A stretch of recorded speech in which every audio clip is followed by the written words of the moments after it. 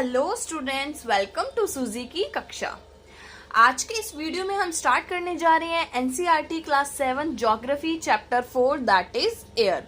Last के videos में हमने कवर करे हैं पिछले 3 चैप्टर्स, ठीक है। उनमें हमने देखा कि इन्वायरमेंट का क्या रोल है, इन्वायरमेंट में क्या क्या इंक्लूड होता है। हमने देखा अर्थ के अंदर क्या क्या है, इनसाइड आवर अर्थ क्या क्या है, और उसके अंदर होने वाले चेंजेस के बारे में भी हम समझ चुके हैं। आज के इस वीडियो में हम समझने वाले हैं एटमॉस्फेयर का क्या रोल है, उसमें एयर का क्या रोल है।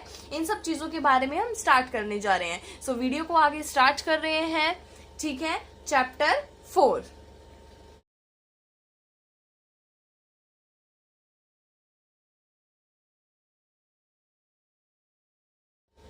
Our Earth is surrounded by a huge blanket of air called atmosphere।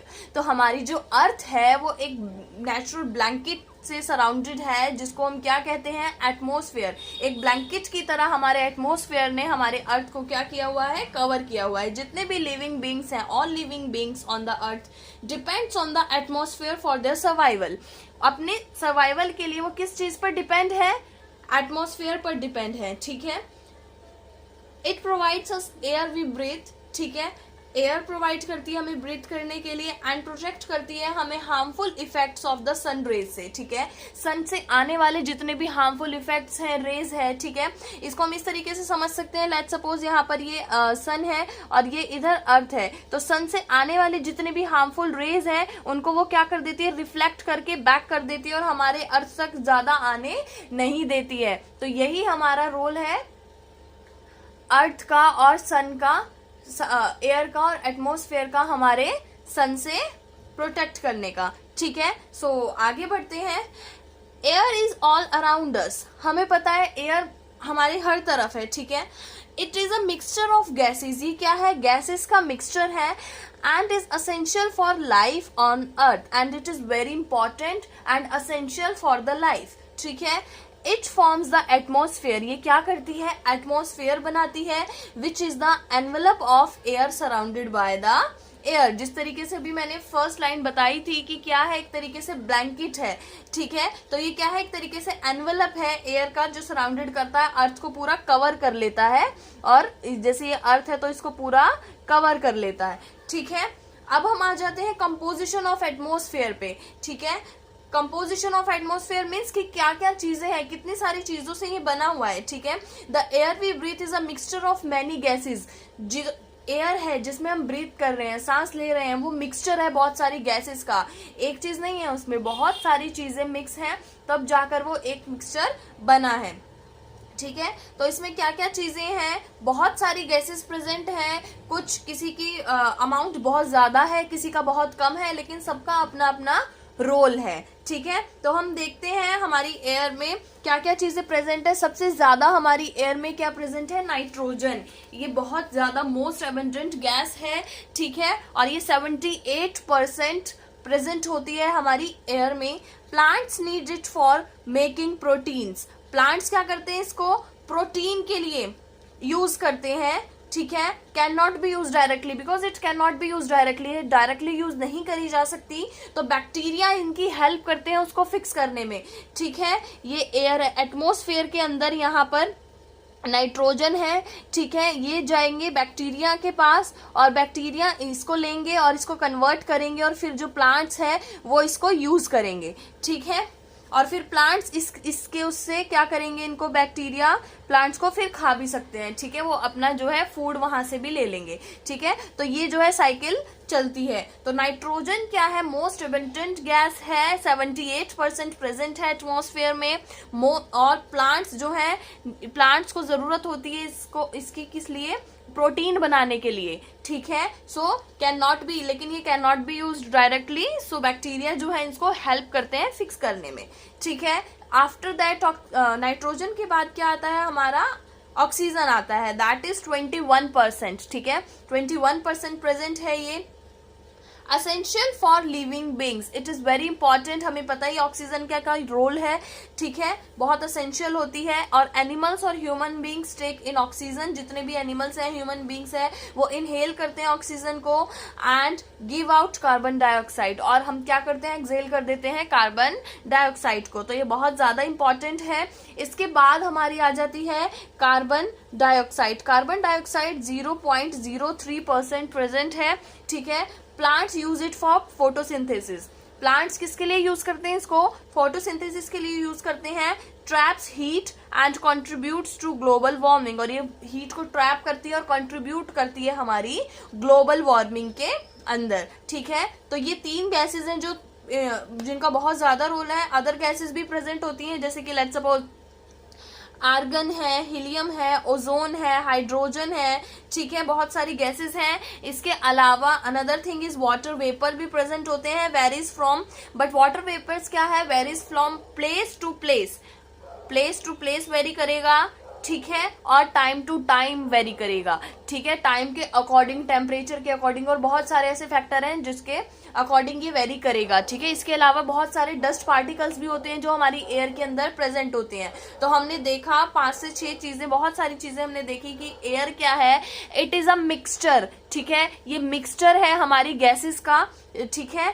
First is nitrogen, second is oxygen, carbon dioxide, argon, helium, ozone, hydrogen etcetera, many gases होती हैं, ठीक है। And water vapours and dust particles are also present in there, ठीक है। So next topic is structure of atmosphere.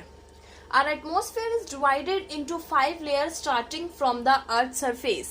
जो हमारी अर्थ है वो डिवाइडेड है 5 लेयर्स में और स्टार्ट होती है अर्थ के सरफेस से, राइट। सो पहला जो इसका सरफेस है that is troposphere, next layer is stratosphere, third is mesosphere, fourth is thermosphere and last one is exosphere. So these are the 5 layers of the atmosphere. तो इन्हीं को हम स्टार्ट करने जा रहे हैं, पढ़ते हैं। let's continue from the first layer, that is troposphere. That is the lowest layer, ठीक है। ये क्या है, it is a lowest layer, कहाँ से स्टार्ट होती है, 0 से लेकर 10 किलोमीटर तक ये चलती है। ऑल वेदर फिनोमिना अकर हेयर, ठीक है, जितने भी वेदर फिनोमिना है यही होंगे, लाइक क्लाउड्स हो गया, रेन हो गया, विंड हो गया, और भी बहुत सारी चीजें हैं वेदर से रिलेटेड, तो ये ट्रोपोस्फेयर तक ही रहती है, ठीक है। और लाइफ भी यहीं पर एग्जिस्ट करती है, यानी जितने भी बर्ड्स है, जितने भी मतलब फ्लाइंग जो भी एनिमल्स वो है, बर्ड्स हैं, ठीक है, वो क्या करते हैं, यहीं पर लाइफ जो है एग्जिस्ट करती है, इससे ज्यादा बाहर वो नहीं जा सकते, ट्रोपोस्फेयर में ही वो रहते हैं। नेक्स्ट इज स्ट्रेटोस्फेयर, ये जो लेयर होती है हमारी 10 to 15 किलोमीटर तक का होता है, इसका सी लेवल से ऊपर, मतलब सी लेवल से लेकर, ये सी है लेट सपोज, तो सी लेवल से लेके 10 किलोमीटर तक ये होती है, ठीक है। It contains ozone layer which absorbs harmful UV raise, ये क्या करती है, कंटेन करती है ओजोन लेयर, यानी कि जो ओजोन लेयर है वो यहीं पे प्रेजेंट होती है, जो मैंने अभी आपको स्टार्टिंग में बताया था एक कॉन्सेप्ट की, जो एयर होती है वो क्या करती है, सन से हार्मफुल जो मतलब रेज वो आती हैं उनसे प्रोटेक्ट करती है हमको। तो यही ओजोन लेयर, यही वो गैस है, ठीक है, यही वो लेयर है जो प्रोटेक्ट करती है सन की हार्मफुल रेस से, सन के हार्मफुल इफेक्ट से जो भी हमारे अर्थ तक आते हैं, ठीक है। सो ये यहाँ पर एब्जॉर्व कर लेती है, contains ozone layer which absorb harmful UV rays, ठीक है। And jet planes fly here, जितने भी एरोप्लेन्स हैं, ठीक है, जेट प्लेन्स हैं, हेलीकॉप्टर, सब कुछ यहीं पर स्ट्रेटोस्फेयर में ही फ्लाई करता है, ठीक है। नेक्स्ट इज मिजोस्फेयर, ये क्या है, 50 to 80 किलोमीटर तक होती है। एंड मिटियोर्स बर्न्स हेयर, ठीक है, मिटियोर्स यहाँ पर बर्न्स होते हैं। मिटियोर्स क्या होता है, मिटियोर्स आर, जैसे आपने सुना होगा कभी टूटता तारा जो देखा है, ठीक है, तो वो मिटियोर्स ही होते हैं, ठीक है। तो यहीं पर वो आकर यहीं पर रहते हैं थर्ड लेयर में, ठीक है। So first is troposphere, second is stratosphere and third is mesosphere, fourth one is thermosphere, ठीक है। सो थर्मोस्फेयर में क्या है, 80 से 400 किलोमीटर तक होती है, ठीक है। एंड टेम्परेचर इंक्रीजेज रैपिडली, ये यहाँ पर क्या होता है, टेम्परेचर बहुत ज्यादा इंक्रीज होता है जल्दी से, रेडियो वेव्स यहीं से रिफ्लेक्ट होकर जाती हैं, and Auro gas, northern light जो होती है वो भी यहीं पर प्रेजेंट होती हैं। Fifth layer is exosphere, exosphere is top most layer, ये सबसे ऊपर की लेयर होती है, मर्जेज इनटू स्पेस, स्पेस में जाकर ये मर्ज हो जाती है। It has very thin layer, ठीक है, इसके पास क्या होती है, बहुत ज्यादा थिन लेयर होती है, and light gases like helium, hydrogen float into the space from here, ठीक है। सो यहीं से जो है ये फ्लोट हो जाती है, क्योंकि जितनी भी लाइट एयर होगी ना या फिर लाइट गैसेस होंगी वो ऊपर जाएंगी, ठीक है, याद रखना, जो लाइट होंगी तो लाइट क्या होगा, ऊपर जाएगा, एंड जो हैवी होगा वो नीचे रह जाएगा, ठीक है। तो इस तरीके से, तो एक्सोस्फेयर टॉप मोस्ट लेयर है, तो यही टॉप मोस्ट में क्या होगा, लाइट गैसेस होंगी, लाइक हीलियम हो गया, हाइड्रोजन हो गया, और जितनी भी चीजें हैं लाइट वो ऊपर तक चली जाएंगी, और हैवी चीजें जो है नीचे रह जाएंगी। जैसे हमने देखा था कि ट्रोपोस्फेयर और स्ट्रेटोस्फेयर में प्रेजेंट होती है लाइफ, और प्लेन्स वगैरह, क्लाउड्स, रेन, ये सारी चीजें यहीं पर होती हैं, इसलिए, ठीक है, समझ आया। Next topic is whether and climate, ठीक है। वेदर एंड क्लाइमेट की जब हम बात करें तो ये बहुत ज्यादा कंफ्यूजिंग रहता है कुछ लोगों को स्टार्टिंग में। अब इसको हम इजी लैंग्वेज में समझें तो weather is short term changes in the atmosphere. भाई वेदर क्या है, शॉर्ट टर्म चेंजेस है, एंड क्लाइमेट क्या है, लॉन्ग टाइम के लिए होता है, ठीक है। Weather is day to day, ठीक है, आर टू आर कंडीशंस होती हैं टेम्परेचर की, विंड की, रेनफॉल की, ठीक है, कि आज टेम्परेचर कैसा है, जैसे आज हमारे लाइक लेट सपोज बारिश हो रही है, कल नहीं हो रही है, तो दैट इज द वेदर। आज अगर गर्मी ज्यादा है, कल नहीं थी गर्मी, दैट इज द वेदर, ठीक है। देखो एग्जाम्पल क्या है इसका, सनी इन द मॉर्निंग, ठीक है, कि मॉर्निंग में कैसा था, सनी था वेदर, ठीक है, लेकिन क्लाउडी हो गया आफ्टरनून में, एंड इवनिंग तक आते आते क्या हो गया, रेनफॉल हो गया, ठीक है। तो क्या था ये, ठीक है, ये था हमारा वेदर, ठीक है। तो शॉर्ट टर्म चेंजेस होते हैं एटमॉस्फेयर में, it varies from day to day condition, hour to hour conditions, ठीक है। लेकिन क्लाइमेट क्या है, climate is the average weather condition of a place for a long time, ठीक है, लॉन्ग टाइम तक, अबाउट 30 ईयर्स या फिर उससे भी ज्यादा तक जो चीज रह रही है। लेट सपोज एग्जांपल यहाँ पे दिया हुआ है, Rajasthan has hot and dry climate, वो क्या क्यों है, क्योंकि वो चलता आ रहा है कि लॉन्ग टाइम तक ज्यादा क्या रहता है, जैसे आउट ऑफ कंट्रीज है या फिर शिमला है, वहां पर कैसा है, क्या क्या है आपकी जो माइंड में है, क्या चलता है कि वहां का वेदर कैसा रहता है, ठंडा रहता है, कोल्ड वेदर रहता है, ठीक है, सॉरी कोल्ड क्लाइमेट रहता है, ठीक है। बट वेदर वहां पे भी चेंज होता है डे टू डे, वहां पर भी कभी बारिश है, कभी थोड़ी गर्मी है, होता है, ठीक है, लेकिन ओवरऑल अगर वहां का क्लाइमेट देखा जाए तो वो कोल्ड रहता है, समझ आया। तो weather is short term, day to day देखा जाता है, और क्लाइमेट जो है वो लॉन्ग टर्म में देखा जाता है। Is that clear?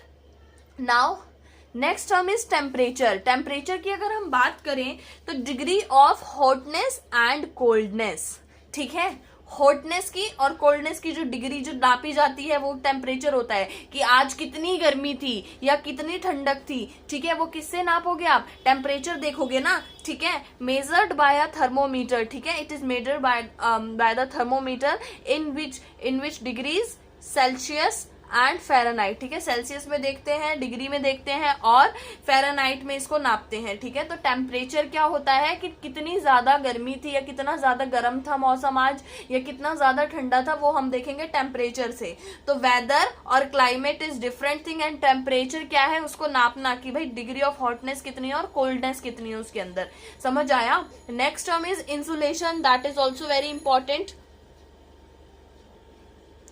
ठीक है।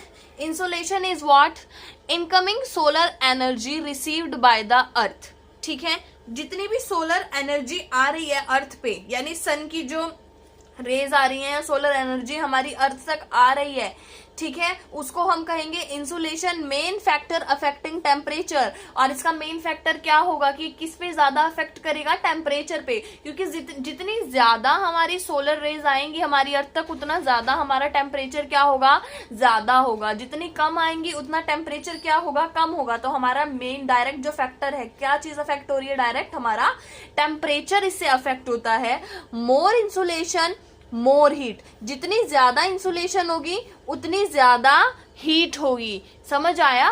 जितनी ज्यादा इंसुलेशन होगी, यानी जितनी ज्यादा रेज हमारी सन तक आएंगी, सन से अर्थ तक आएंगी, उतनी ज्यादा हमारी क्या होगी, हीट होगी प्रेजेंट हमारे टेम्परेचर में।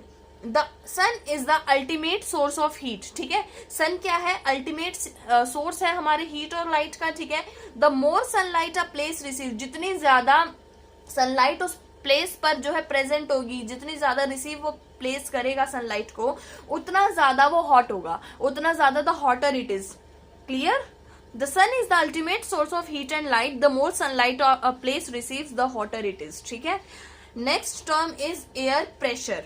एयर प्रेशर इज व्हाट, आपने देखा होगा कि बहुत सारे ऐसे बलून्स होते हैं जिनमें हीलियम गैस इज प्रेजेंट, और वो क्या होते हैं, उसको अगर आप छोड़ दो, पकड़ो नहीं, तो वो अपने एयर में ही ऊपर तक चले जाते हैं, ठीक है, बिना किसी मतलब उसके वो अपने आप चले जाते हैं ऊपर, ठीक है। तो वो क्यों जाते हैं, क्योंकि उनके अंदर बहुत लाइटर जो गैस होती है जैसे कि हीलियम वो प्रेजेंट होती है। तो यानी कि क्या समझा कि हमने उसके अंदर एयर का जो प्रेशर होता है ना वो बहुत कम होता है, ठीक है। तो वो क्या होता है, ऊपर तक चली जाती है, ठीक है, बिना किसी भी सपोर्ट के।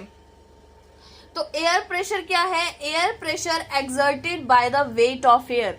एयर प्रेशर किस चीज से एक्सर्ट किया जाता है, वेट ऑफ एयर की, उसके अंदर वेट ऑफ एयर कितना है, ठीक है। And it is measured by the barometer and decreases with height. Height के अकॉर्डिंग अपने आप वो ना डिक्रीज होता चला जाता है, ठीक है। ये चीज अभी हमने लेयर्स जब पढ़ी थी तब भी समझा था कि अगर लो प्रेशर होगा तो क्या होगी, एयर हमारी क्या जाएगा, वो ऊपर जाएगा, और अगर हाई प्रेशर होगा तो वो चीज क्या आ जाएगी, नीचे प्रेजेंट होगी। ये चीज क्लियर है। अब टाइप ऑफ एयर प्रेशर दो थे, high pressure and low pressure, ठीक है। हाई प्रेशर में क्या होगा, कोल्ड एयर इज हैवी, जो ठंडी जो एयर होती है, कोल्ड एयर क्या होती है, इसमें हैवी होती है, एंड सिंक्स डाउन, नीचे। हाई प्रेशर में डाउन, उल्टा, प्रेशर हाई तो ये क्या होगी, सिंक डाउन, ठीक है। एंड लो प्रेशर में प्रेशर लो है तो ये क्या होगी, राइजेस अप, ठीक है, इनवर्सली प्रोपोर्शनल है, ठीक है, समझ आया। अब winds move from high pressure to low pressure, is that clear. अब हमने समझा, हमने देखा, एटमॉस्फेयर भी देख लिया हमने, बाकी सारी चीजें भी देख ली हमने, लेयर्स भी देख ली हमने, देखा एयर क्या है, हमने देखा एयर मिक्सचर है, ठीक है, सारी गैसेस का। एयर का प्रेशर भी हमने समझ लिया, ठीक है, वेदर, क्लाइमेट हमने सब समझ लिया, टेम्परेचर, ठीक है, इंसुलेशन। एंड देन एयर का प्रेशर देखा कि हाई प्रेशर होता है, लो प्रेशर होता है, लो प्रेशर होगा तो अपवर्ड होगा और हाई प्रेशर होगा तो डाउनवर्ड होगा, ठीक है। अब next term is that wind, ठीक है। विंड की अगर हम बात करें तो विंड क्या है, what is wind, the horizontal movement of air from the pressure, from the high pressure to low pressure. देखो जब भी एयर जो है, ठीक है, वो मूव करना स्टार्ट कर दे हॉरिजॉन्टली, मूवमेंट ऑफ एयर जब वो मूव करना स्टार्ट करेगी, ठीक है, कहां से, हाई प्रेशर से लो प्रेशर पर, ठीक है, कहां से, हाई प्रेशर से लो प्रेशर पर वो मूव करना स्टार्ट कर दे तो उसको हम क्या बोलेंगे, विंड बोलेंगे, ठीक है। The horizontal movement of air from high pressure to low pressure is called the wind, ठीक है। अब विंड के कुछ टाइप्स हैं, ठीक है, वो क्या क्या टाइप्स हैं, first is permanent wind, second is seasonal wind, third is local wind. तो तीन यहाँ पे हमारे पास विंड के टाइप्स हैं, ठीक है। तो हमारा 3 टाइप्स ऑफ विंड्स क्या है, permanent wind, seasonal winds and local winds, ठीक है। 3 टाइप के हमारे विंड्स हैं, first is permanent, second is seasonal and third is local. अब इनको हम एक बार डिस्कस कर लेते हैं।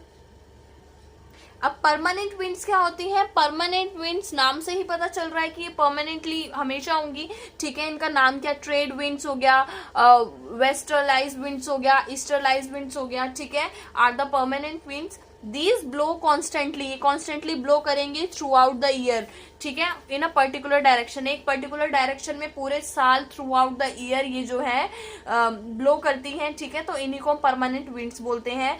Second is seasonal wind, seasonal winds में क्या आएगा, these winds changes their direction in different season, अलग अलग सीजन में ना अपनी डायरेक्शन चेंज कर लेते हैं। परमानेंट में सेम डायरेक्शन रहेगी थ्रू आउट द ईयर, ठीक है, बट सीजनल में क्या होगा, अपनी डायरेक्शन चेंज कर लेंगे। That let suppose monsoon, monsoons in India, ठीक है, मॉनसून विंड्स जो होती है वो हमें पता चल जाता है ना मॉनसून विंड्स है, ठीक है, तो इस तरीके से। देन लोकल विंड्स क्या होता है, these blows only during a particular period of a day, ठीक है, और year in a small area, ठीक है, पर्टिकुलर डे में ये ब्लो करेंगी या फिर अलग होंगी, ठीक है, तो ये सीजनल और परमानेंट से अलग होती हैं, तो ये लोकल विंड्स होती हैं, जैसे कि let suppose land and sea breeze, ठीक है।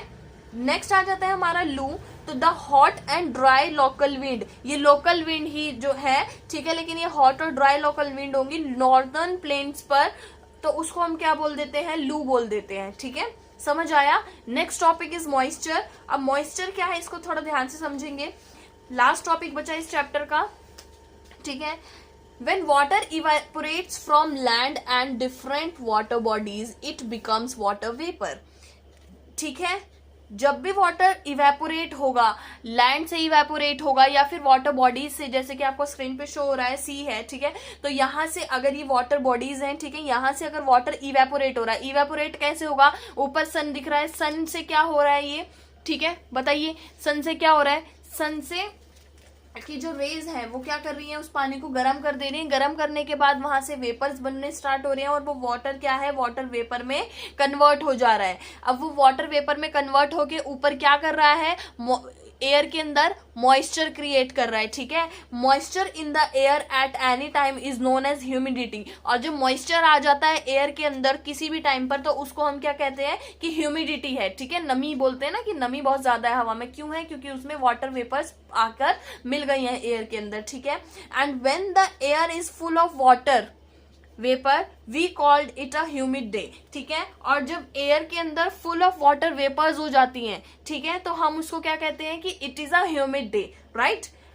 As the air gets warmed, ठीक है, जैसे जैसे एयर आपकी वार्म होती जाएगी होती जाएगी होती जाएगी, its capacity to hold the water vapour increased, ठीक है। अब जितनी ज्यादा वो वार्मर होती जाएगी ना एयर, उसकी जो कैपेसिटी है वाटर को क्या करने की, होल्ड करने की, वो कैपेसिटी क्या हो जाएगी, इंक्रीज हो जाएगी, ठीक है। And so it becomes more and more humid, और वो ज्यादा से ज्यादा क्या होती चली जाएगी, ह्यूमिड होती चली जाएगी। तो हमने क्या समझा कि जितनी ज्यादा हमारी एयर हॉटर होगी उतनी ज्यादा उसकी कैपेसिटी इंक्रीज हो जाएगी वाटर वेपर्स को होल्ड करने की, और एयर हमारी क्या हो जाएगी, मोर ह्यूमिड हो जाएगी, ठीक है।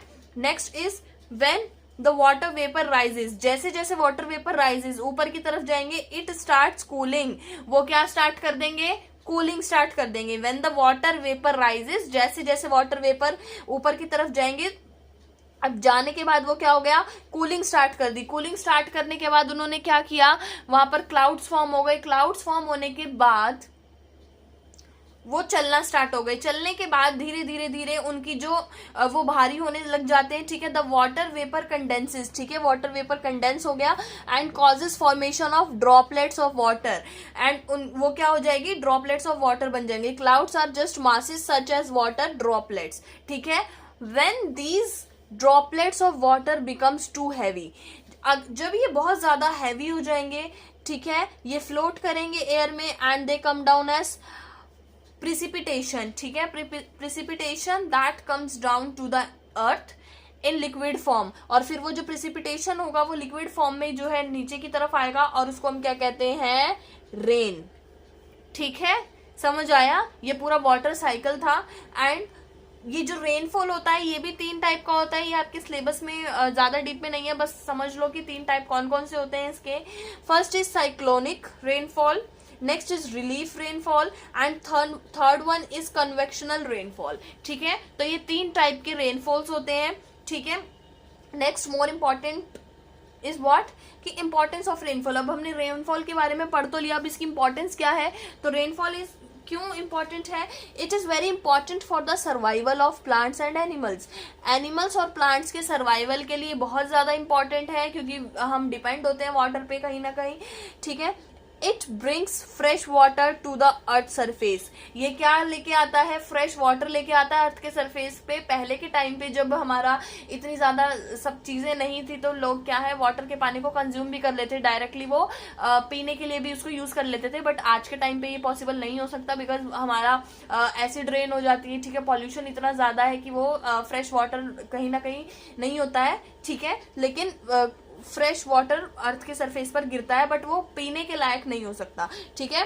If rainfall is less water, तो अगर रेनफॉल कम हो गया, ठीक है, तो लेस देन वाटर स्केर्सिटी, मतलब अगर रेनफॉल लेस हो जाएगा, ठीक है, तो क्या हो जाएगी, वाटर स्केर्सिटी, पानी की कमी हो जाएगी एंड ड्रॉप हो जाएगा, ठीक है। On the other hand if it is more, अगर ज्यादा होगा तो फ्लड आ सकता है, ठीक है। तो ये होना जरूरी है, बट कोई भी चीज ज्यादा या कम नहीं, उसकी उतनी जरूरत होनी चाहिए जितनी है, ठीक है। तो यही था आज के हमारे इस वीडियो में। अगर चैप्टर समझ आया हो तो वीडियो को लाइक जरूर करना, शेयर करना एंड सब्सक्राइब जरूर करना चैनल को। और वीडियोस की प्लेलिस्ट बन चुकी है, तो आपको कोई भी चैप्टर समझना है तो आप वहां से जाके पढ़ सकते हैं। एंड एक स्माइल जरूर छोड़ के जाना, क्योंकि सूजी की कक्षा में smile is very important. Bye bye.